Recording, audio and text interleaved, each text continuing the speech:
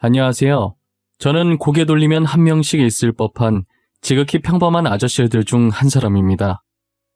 제가 올해 요즘 애들이 흔히 말하는 반백살이라는 나이에 접어들게 되었는데요. 50년 동안 살면서 정말 많은 일이 있었던 것 같아요. 저는 친구의 실수라고 해야 할지 잘못된 선택이라고 해야 할지 뭐라고 표현해야 할지 모르겠지만 친구의 어떤 행동 하나 때문에 제 인생은 완전히 뒤바뀌어 버렸어요. 그리고 그 행동으로 인해 친구의 인생도 한순간에 뒤바뀌어 버렸죠. 저는 그 친구 덕분에 잘 살고 있는 것 같아 아직도 감사한 마음으로 가지고 있어요. 정말 복권 1등에 당첨된 것보다 더 큰 행운을 제게 안겨주었거든요. 그 친구가 아니었다면 제가 지금 어떻게 살고 있을지 상상이 안 가요. 제 친구가 도대체 어떤 선택을 했고 그로 인해 제 인생과 친구 인생이 어떻게 바뀌게 됐는지 지금부터 여러분들께 들려드리려고 합니다. 저는 살아오면서 늘 제 삶이 불행하다고만 생각했었어요. 부모를 선택해서 태어날 수 있는 것도 아니었고 연애도 제가 원해서 했던 게 아니었거든요. 제가 5살 때쯤 부모한테 버림받고 줄곧 할머니 품에서 자랐었어요. 부모님께서는 돈이 없어서 어쩔 수 없이 저를 할머니께 맡기고 돈 벌러 타지로 떠났다고 했지만 아직까지 연락도 없고 돌아오지 않는 걸 보면 버린 거나 마찬가지인 거죠. 보통 가난하면 친구들한테 놀림받고 왕따 당하기 일쑤였지만 다른 애들과 저는 달랐어요. 제가 제 외모에 대해 직접 언급하긴 민망하고 쑥스럽지만 나름 잘생긴 편이었거든요. 게다가 내성적이어서 조용했는데 그것도 시크하다고 치켜 올려주는 거예요. 그래서 늘 남자애들, 여자애들 구분할 거 없이 모두한테 인기가 많았었어요. 잘난 얼굴 덕분에 가난해도 놀림받지 않고 친구들이 알아서 따라오니까 저는 굳이 노력하지 않아도 편하게 학교 생활을 할 수 있었죠.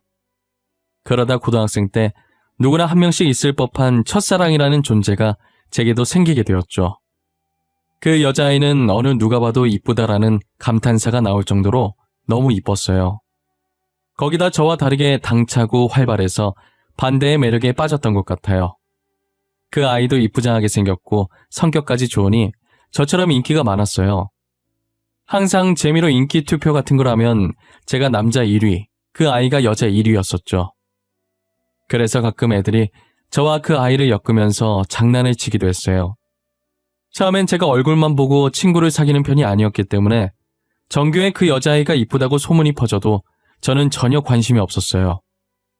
제 친구들은 그 아이가 연예인이라도 되는 것 마냥 얼굴 한 번이라도 더 보겠다고 난리였고 저는 그런 아이들의 모습을 보고 고개를 좌우로 흔들면서 한심하다는 생각을 했었죠. 그렇게 2년을 지내다가 3학년이 됐을 때 그 여자아이와 제가 같은 반이 된 거예요. 담임 선생님이 자유로운 성격이셔서 굳이 저희 자리를 마음대로 정해놓거나 그러지 않으셨어요. 저희 보고 학교 등교해서 빈자리에 앉고 싶은 곳에 마음대로 앉으라고 하셨어요. 저는 졸업하면 바로 일하고 싶은 생각에 학교 공부는 때려치우고 일찍부터 자격증을 따놨었거든요. 그래서 수업 시간에 잘 생각으로 제일 먼저 등교해서 맨 앞에 앉았었죠. 맨 앞줄이 어디에 앉든 고개만 살짝 숙이고 자면 책 보는 것처럼 보여서 은근히 안 걸리거든요. 자리를 잡아놓고 그대로 책상에 엎드려서 잤는데 어느 정도 시간이 지나서 시끄러운 소리가 느껴지는 게 반 친구들이 하나둘씩 등교를 한 것 같더라고요. 돗대기 시장처럼 왁자지껄해졌을 때쯤 서서히 눈을 뜨기 시작했어요. 눈을 뜨니까 제게 안녕하면서 손을 흔들며 인사하는 여자아이 목소리가 들렸어요.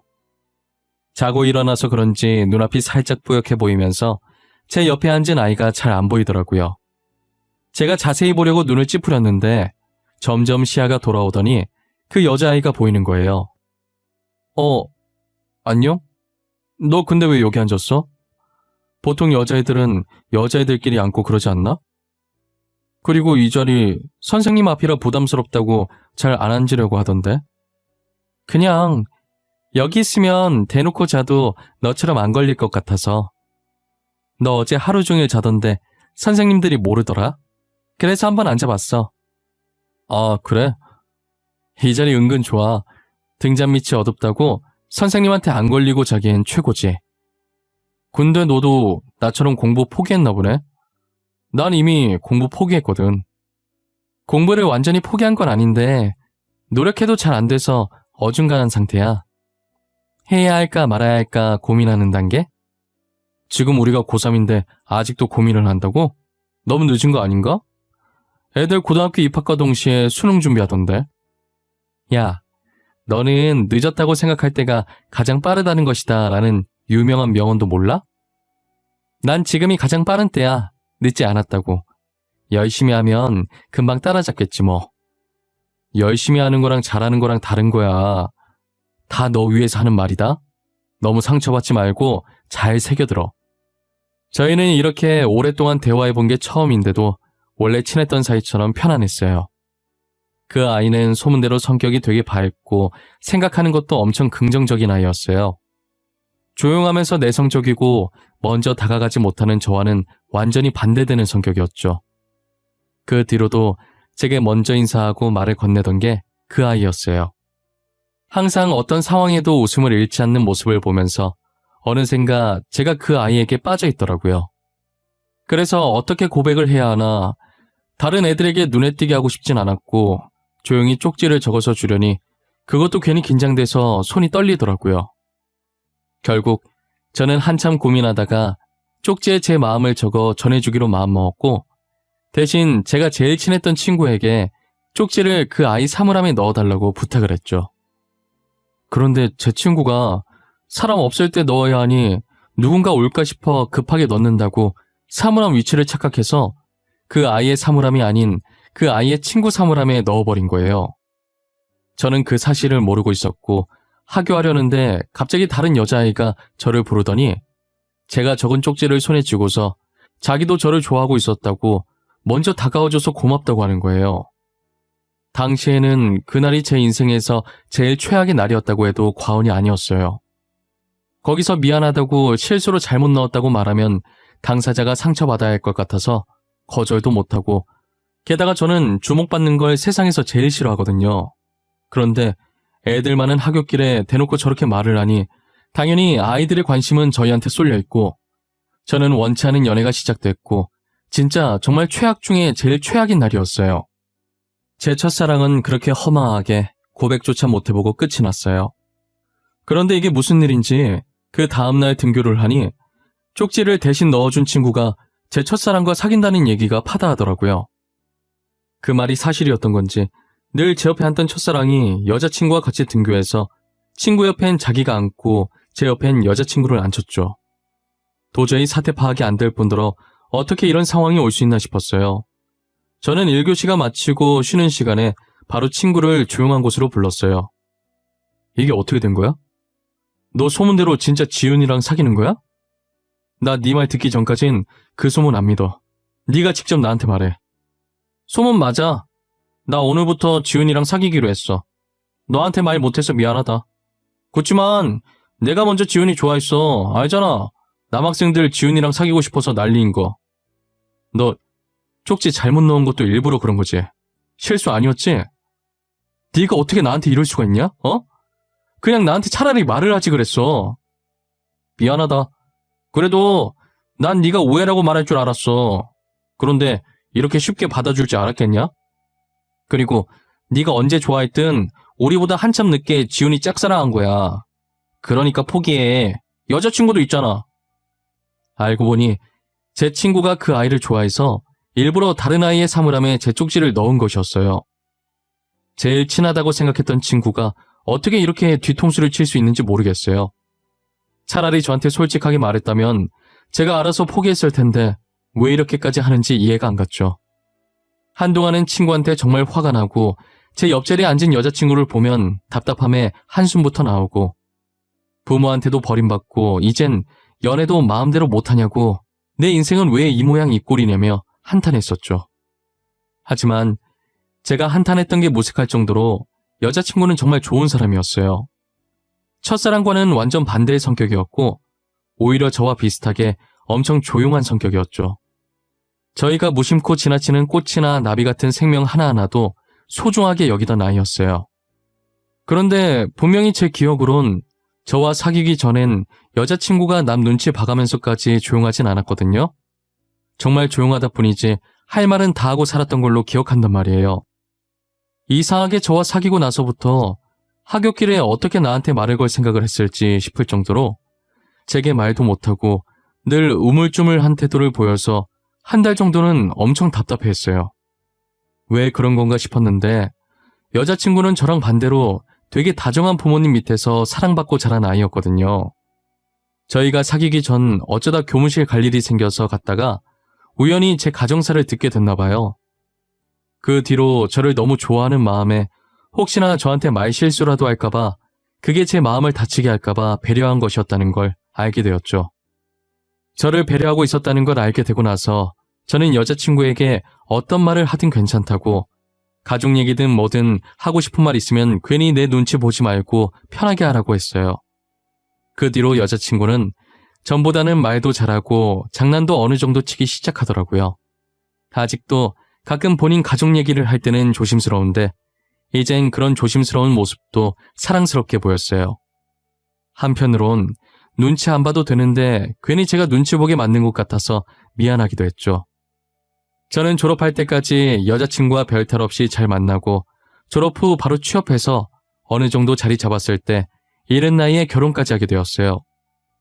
나름 이름 있는 회사에 들어가기 위해 그 회사와 관련 자격증은 미리 학생 때 다 따놨었어요. 원래라면 고졸은 갈 수 없는 회사지만 1년에 딱 한 번 고졸 채용이 있어서 지원했는데 제가 가지고 있는 자격증들 덕분에 바로 합격할 수 있었죠. 아내는 결혼을 해서도 고등학생 때 그 모습 그대로였어요. 늘 저를 먼저 위해주고 결혼 전 할머니께서 세상을 떠나셨을 때도 옆에서 같이 슬퍼해주고 이제 남은 가족이 없는 제게 유일한 가족이자 제 편이 되어준 사람이죠. 제가 몇 년 동안 잘 다니던 회사를 갑자기 그만두고 나와서 사업을 하겠다고 했을 때도 싫은 소리 한 번 안 하고 자기도 일하고 있으니 도와주겠다고 제 앞길을 응원해줬어요. 지금 생각해보면 무슨 배짱으로 그랬는지 아내에게 참 미안해요. 저는 처음에 회사 나와서 그동안 모아둔 돈과 퇴직금으로 옷사업을 했었어요. 초반엔 매출이 좀 있나 싶었는데 오픈빨이 빠지니 금세 적자가 나버리더라고요. 이대로 계속 미련 못 버리면 빚덩이에 앉겠다 싶어서 제가 투자했던 돈이 다 떨어져 갈 때쯤 손을 뗐어요. 가게를 팔고 집으로 돌아왔는데 현관에 있던 거울 속 제 모습이 그렇게 한심해 보일 수가 없었어요. 뭘 믿고 회사를 박차고 나왔나 후회도 했고 아내를 볼 면목이 없었어요. 다시 가난했던 그때로 돌아가 버리는 게 아닐까 걱정도 많이 했어요. 제가 사지 멀쩡한데 아내가 벌어온 돈으로만 살 수는 없는 노릇이었죠. 뭐라도 해보려고 발버둥 치는데 아내가 대뜸 사업을 한 번만 더 해보자고 하는 거예요. 옷 사업이 망한 지 얼마 지나지도 않았는데 그게 무슨 뚱딴지 같은 소리인가 했어요. 사업을 또 하자고? 여보, 나 망한 지 한 달도 안 됐어. 그런데 그걸 또 하라는 말이야? 그러다 우리 집까지 날려먹으면 어쩌려고 그래. 여보, 이번엔 진짜 잘 될 거야. 느낌이 좋아. 나 믿고 한 번만 더 해보자. 당신 먹는 거 좋아하잖아. 우리 치킨 사업하자. 어때? 치킨 사업? 지금 널리고 널린 게 치킨인데 무슨 치킨 사업을 하자는 거야. 흔한 건 사람들이 관심 안 가져주는 거 몰라? 그렇긴 한데 전에 당신이 내 생일에 직접 치킨 만들어줬었잖아. 그거 진짜 맛있었거든. 그걸 메인으로 잡고 시작해보는 것도 나쁘지 않을 것 같은데. 제가 결혼하고 얼마 안 됐을 때 아내 생일에 치킨을 만들어준 적이 한 번 있었어요. 어렸을 때 제가 치킨 먹고 싶어 할 때마다 비싸다고 할머니께서 직접 만들어주셨었거든요. 언젠간 할머니께서 제 곁을 떠나고 안 계시면 만들어 먹으려고 레시피를 받아둔 게 있었어요. 그걸 보면서 아내한테 해줬는데 시중에 파는 것보다 맛있다면서 너무 잘 먹는 거예요. 저는 제가 해준 거라 맛없어도 맛있게 먹어준 줄 알았는데 그걸로 사업까지 하자고 할 줄은 몰랐어요. 할머니께서 당시 저한테 알려주신 치킨 레시피가 3개 정도 되는데 만약 사업을 시작하면 하나를 먼저 내보고 성공하면 나머지 2개도 하나씩 풀어야겠다는 생각을 했어요. 아내는 자신이 먼저 해보자고 한 거니까 자기가 사업비 주겠다고 그동안 아내가 악착같이 모은 돈이 들어있는 통장 2개를 제게 내미는 거예요. 제가 망설이고 있자 아내가 제 손을 가져가더니 제 손바닥 위에 통장들을 올려놓더라고요. 나한테 미안해서 돈 못 받는 거지? 그럴 필요 없어. 당신은 무조건 잘할 거야. 내가 장담할 수 있어. 그러니까 나 믿고 시작해. 당신은 두렵지 않아? 만약에 망하면 이 돈은 다 날아가는 거잖아. 당신이 그동안 어떻게 모은 돈인데. 해보지도 않고 왜 망할 거라는 생각부터 하는 거야? 저번에 사업 망한 것 때문에 그래? 사업이라는 게 원래 한 번에 되는 게 아니야. 그래도 겁이 나. 망했던 적이 있으니까 더 겁이 나. 처음 옷 사업했을 땐 전적이 없으니까 자신감이 넘쳤는데 지금은 아니야. 겁먹지 마. 내가 옆에서 이렇게 응원하잖아. 당신 잘할 수 있어. 확실해. 이번엔 꼭 성공할 수 있어. 분명 잘할 수 있을 거라고 자기만 믿고 해보라며 아내는 처음으로 단호하게 자신의 의견을 내보였어요. 아내가 제게 준 돈은 어릴 때 받은 용돈부터 지금까지 일하면서 모아온 자신의 전 재산이었어요. 그 돈이 어떤 돈인지 누구보다도 잘 알고 있었기에 더 망설여진 것이었지만 결국은 아내의 뜻대로 다시 한번 도전해보자는 마음을 먹었어요. 정말 운 좋게도 사람들이 많이 다니고 위치도 좋은 곳에 싼 값으로 임대가 나온 거예요. 저희는 더 생각해볼 것도 없이 바로 계약을 하기로 했어요. 저는 할머니 레시피 하나만 가지고 무작정 사업에 뛰어들었어요.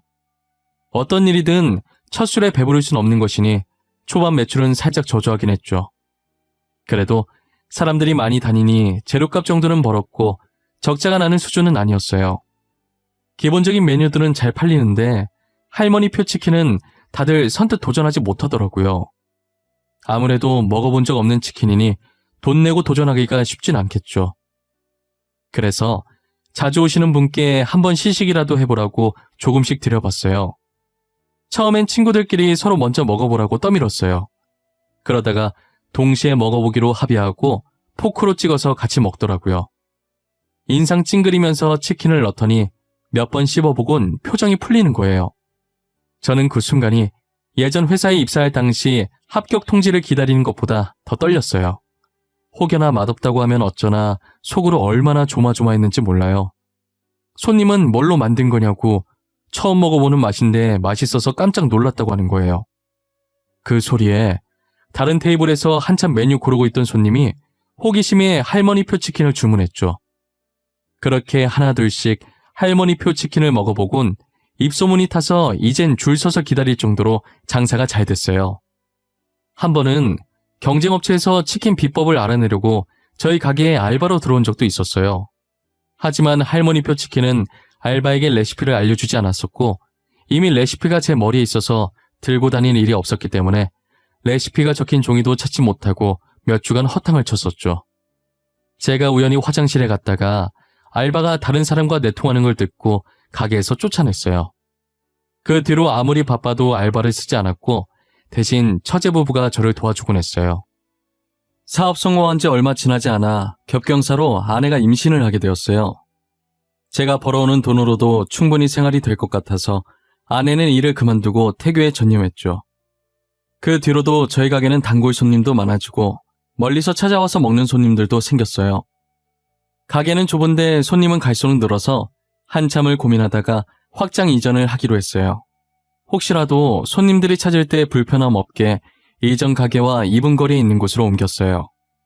확장 이전을 하니 건물이 더 커진 만큼 손님들도 더 늘기 시작하는 거예요. 아무래도 가게 확장됐다는 소문을 듣고 이제 가게 커졌으니 언제 가든 자리가 있겠다 싶어서 너도 나도 오신 것 같았어요.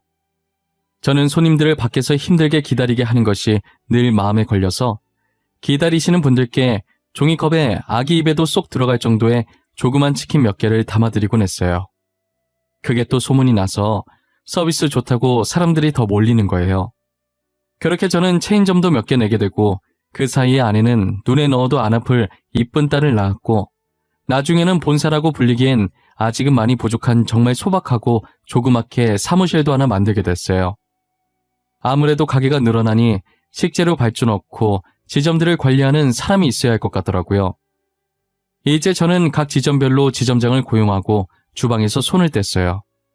그렇게 처제 부부와 함께 사무실에서 일을 하기 시작했고 돈과 관련된 업무는 제 아내가 하고 있었죠.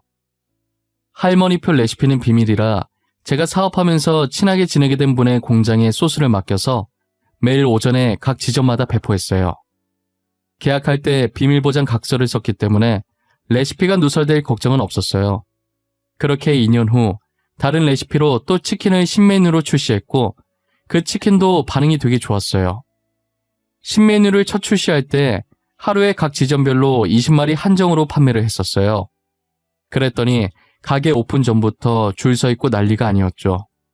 그렇게 나오는 메뉴마다 대박치고 매출은 나날이 상승하고 저희 가족은 돈방석에 앉게 됐죠. 전세만 살던 제 인생에서 신축 아파트로 이사가게 되는 날이 올 줄 몰랐어요. 이렇게 좋은 일만 생겨도 되나 싶을 때쯤 정확히 6년 뒤 아내와 제 사이에 문제가 생기기 시작했어요. 최근 들어 아내가 자꾸 사무실에 안 나오고 어디론가 사라지더라고요. 그리고 가끔 집에서 아내 폰으로 전화가 오면 화들짝 놀라면서 폰을 잽싸게 들고 방으로 들어가 저한테 안 들리게끔 조용히 통화를 하는 행동이 영 미심쩍었어요. 외도하는 게 아닐까라는 생각을 잠깐 했지만 지금까지 봐온 아내는 절대 그런 사람이 아니었어요. 하지만 사무실에 안 나오는 횟수가 잦아지고 의심스러운 행동은 날이 가면 갈수록 심해지는데 의심을 안 하고 싶었지만 안 할 수가 없었죠. 아내가 다른 방에서 몰래 통화를 하고 있길래 들어봤는데 한 남자의 이름이 거론되는 거예요. 그런데 어디서 많이 들어본 이름인데 도통 기억이 나질 않더라고요. 누구 이름인지 생각하고 있던 와중에 아내가 전화를 끊으려는 것 같길래 아무렇지 않은 척 소파로 가서 TV 보는 척을 했어요. 대충 통화 내용이 다음 날에 만나자는 말 같아서 몰래 아내를 뒤따라가기로 마음먹었죠.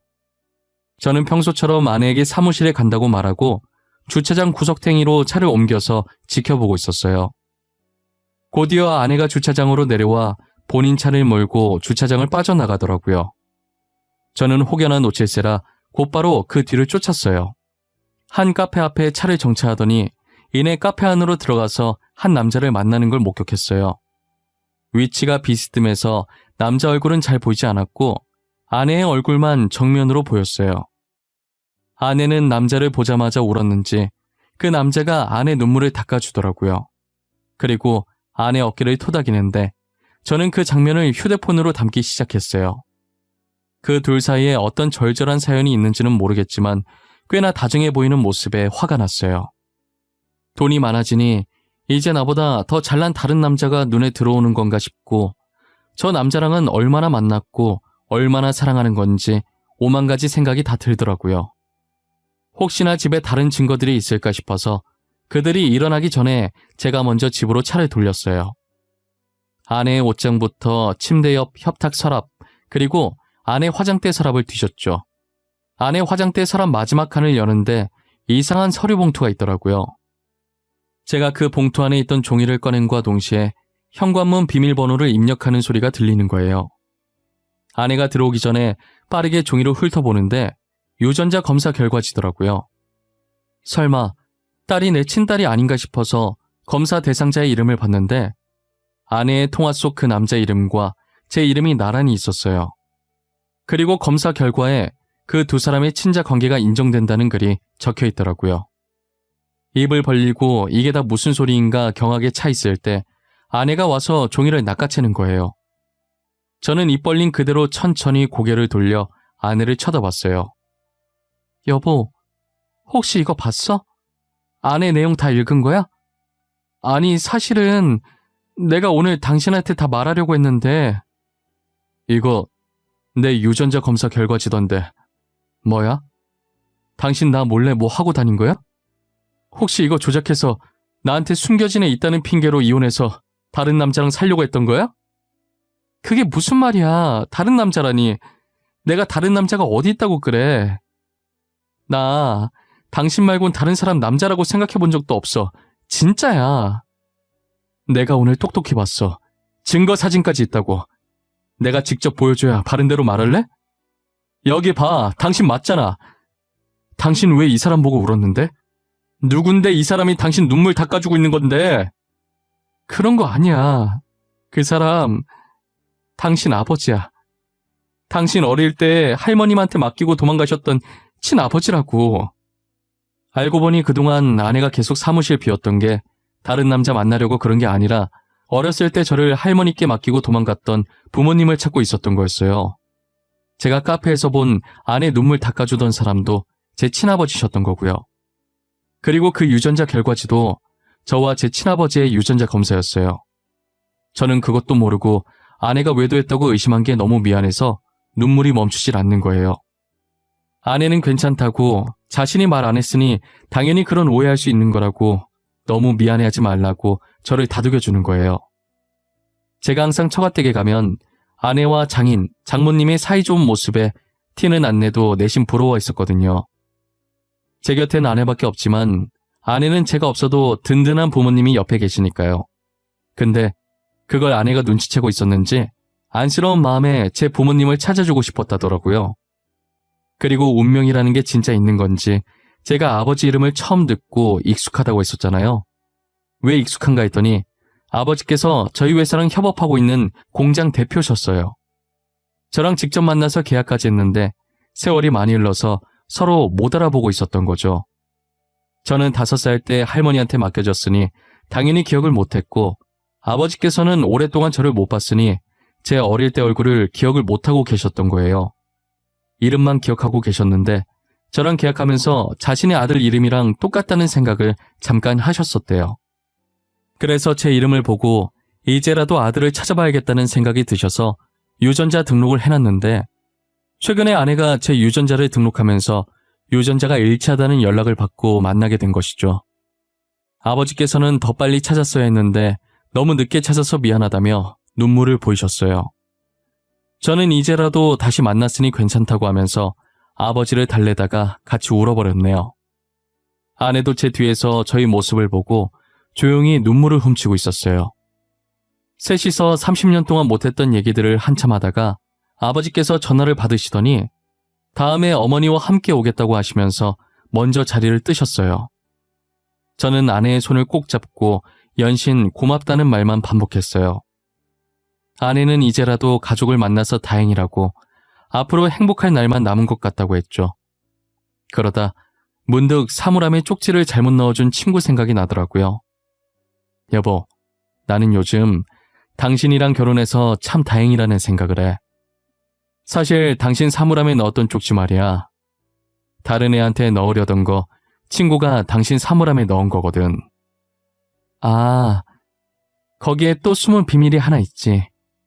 아마 당신이 알면 놀랄걸? 그거 서기훈이랑 나랑 짜고 친 거야. 걔가 지훈이 좋아했고 내가 당신 좋아했거든. 뭐? 둘이서 짜고 친 거라고? 아니, 어떻게? 이게 뭔 말이야? 나한테 자세히 말해봐봐. 당신이 서기훈한테 먼저 쪽지 주고 사람 없을 때 넣겠다고 2시간 뒤에 넣었잖아. 그래서 내가 몰래 서기훈한테 그 쪽지 나한테 넣으라고 했어. 지훈이랑 잘 되게 해주겠다고 하면서. 알고 보니 고등학생 때 쪽지 사건의 전말이 친구와 아내가 짜고 친 고스톱이었어요. 친구는 제 첫사랑을, 아내는 저를 짝사랑하고 있었고 둘의 모종의 거래가 있었던 거죠. 그리고 그날 저녁에 바로 친구와 제 첫사랑이 이어질 수 있게 작업을 쳤던 거고요. 그런데 아내도 제가 자기랑 연애할 줄은 몰랐었대요. 쪽지 잘못 넣은 거라고 할 줄 알았는데 사귀게 되니 처음엔 꿈인 줄 알았다더라고요. 그래도 저희가 어떻게 만났든 아내를 만나게 도와준 친구에게 너무 고마웠어요. 옛날 얘기하니까 저와 아내는 그 둘의 근황도 궁금해지더라고요.